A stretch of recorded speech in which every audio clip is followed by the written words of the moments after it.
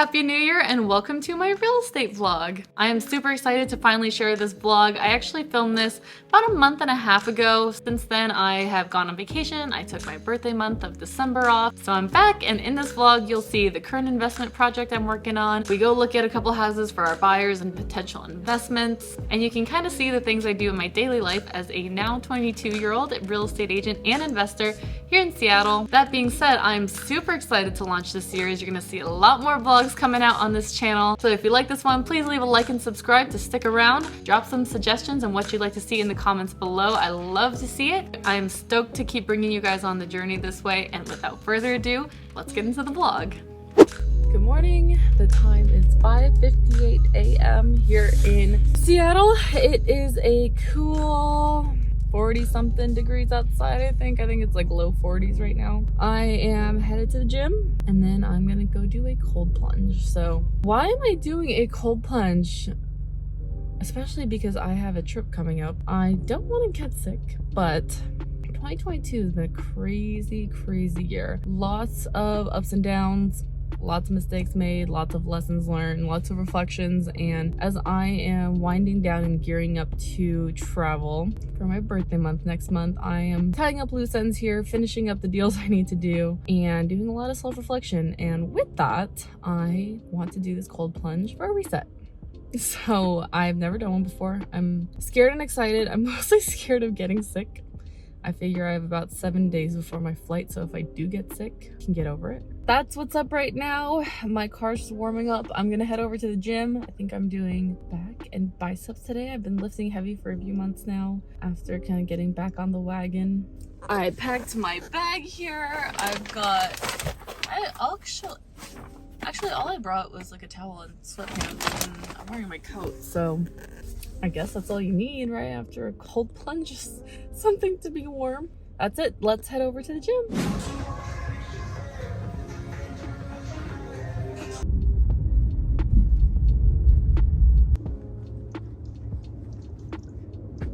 Oh my God.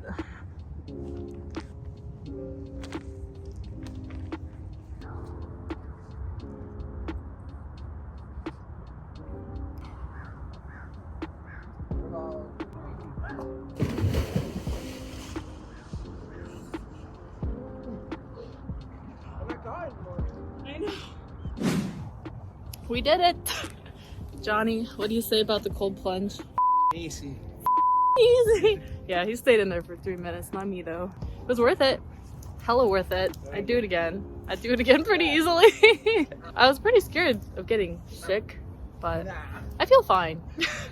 I guess we don't know yet. All right, we're back. So I take a shower and get ready for work now. Let's see if I can transition this. Hopefully that worked. Yeah, got dressed. Let's go to the office. All right, so I am here in the office. These are water. Please don't mind me. All right, so I'm here in the office. I am in a little bit of a rush to start our morning meeting. So I like to use the Panda planner. I'm gonna just write down a few things that I need to get done. I have appointments down south and I'm gonna shoot those, where I'm gonna check on my flip. And then there's another house that I have a buyer for from a friend wholesaler of mine. Then I need to work on refinancing the flip / burr.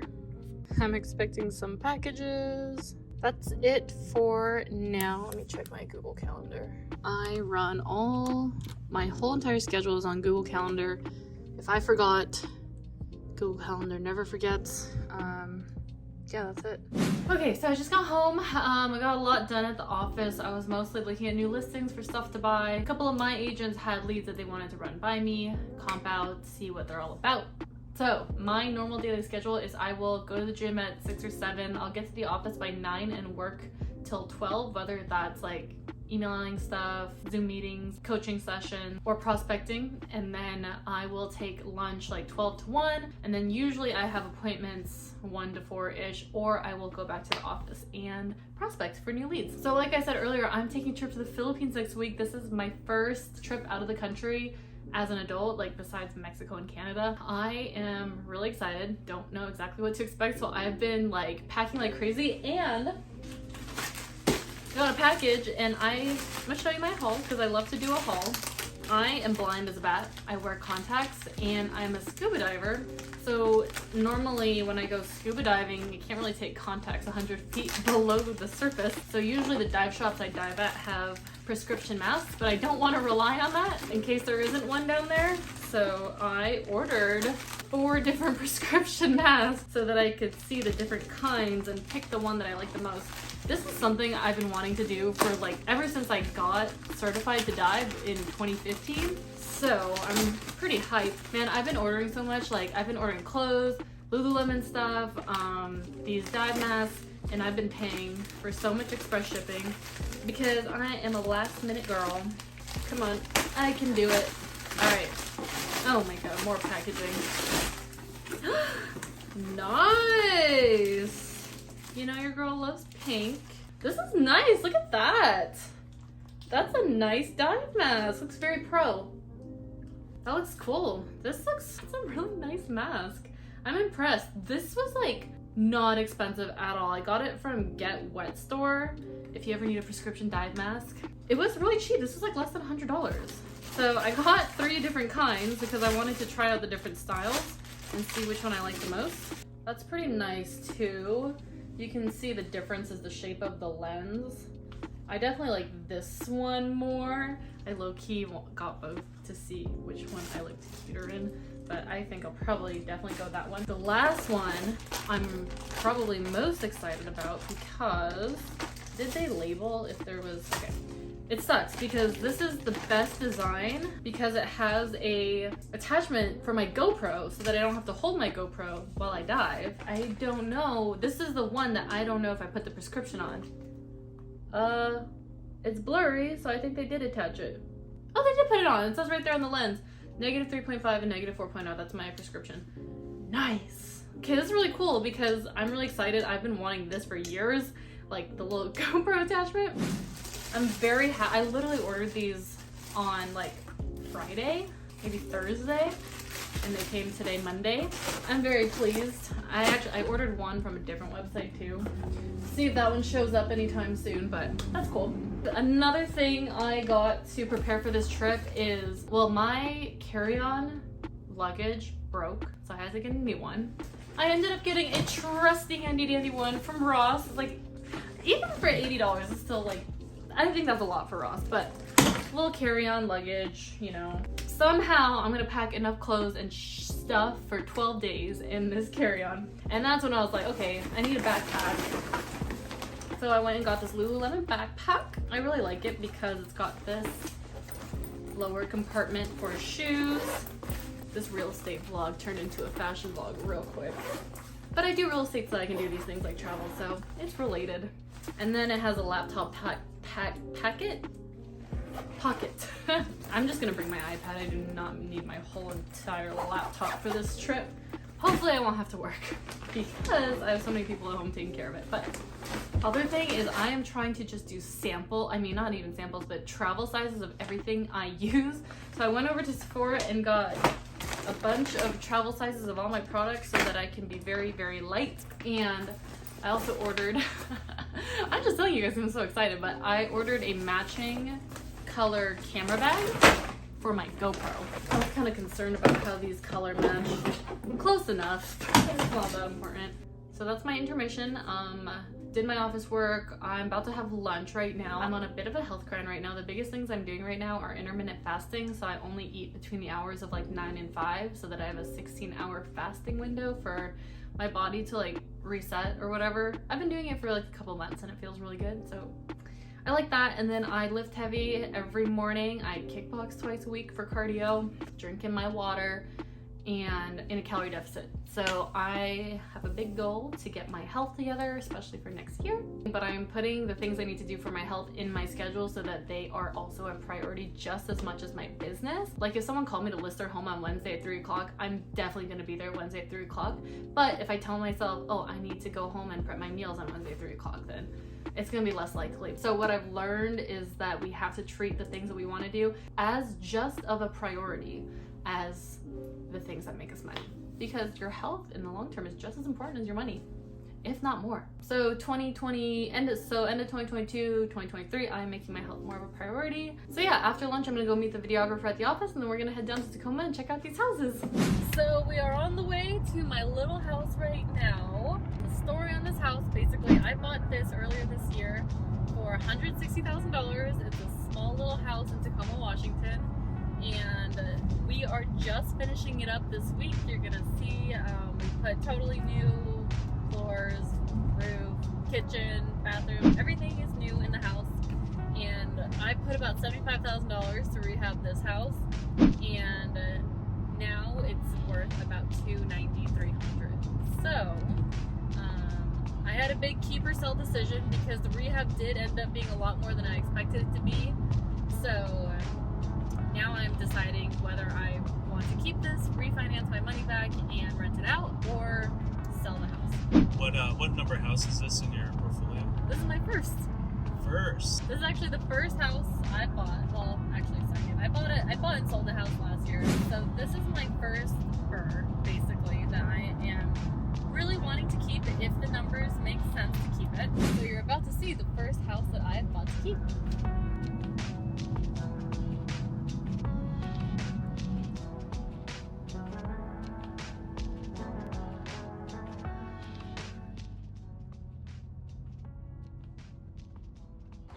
So like $9 a gallon? Seriously.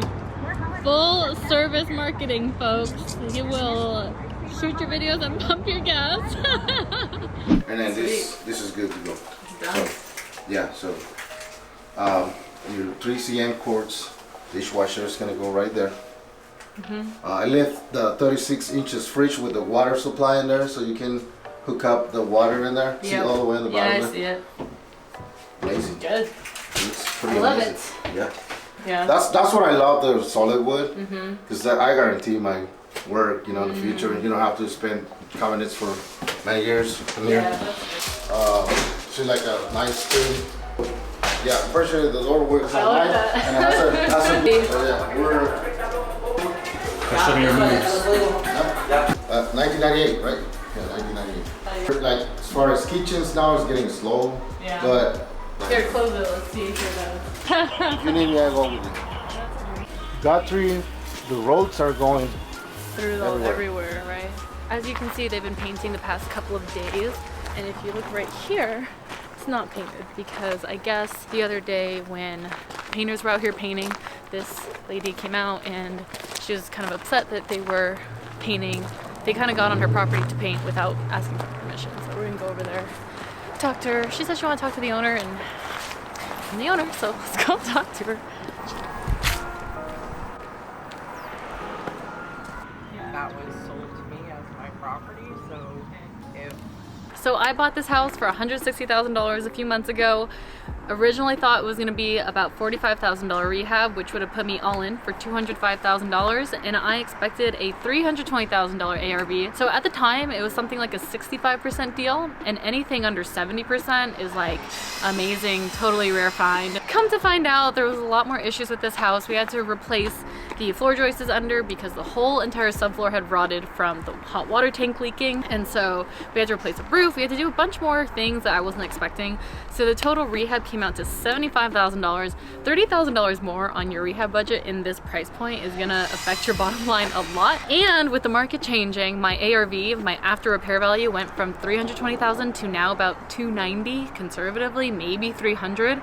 And so extra rehab costs combined with lower ARV change a lot of things, change my plan here. So I had to pivot, I had to figure out what I was gonna do instead. Luckily, I did what we call buying right, where I got such a good deal on this house going in that even if I lost like, what, $55,000, $60,000 now between the ARV and extra rehab costs, I'm still okay. Like, I can still flip this, I can still hold this if I really want to. Right now, my refinance terms are looking like I can pull out about 70% of my original investment, which is still really good. It's still a full burr.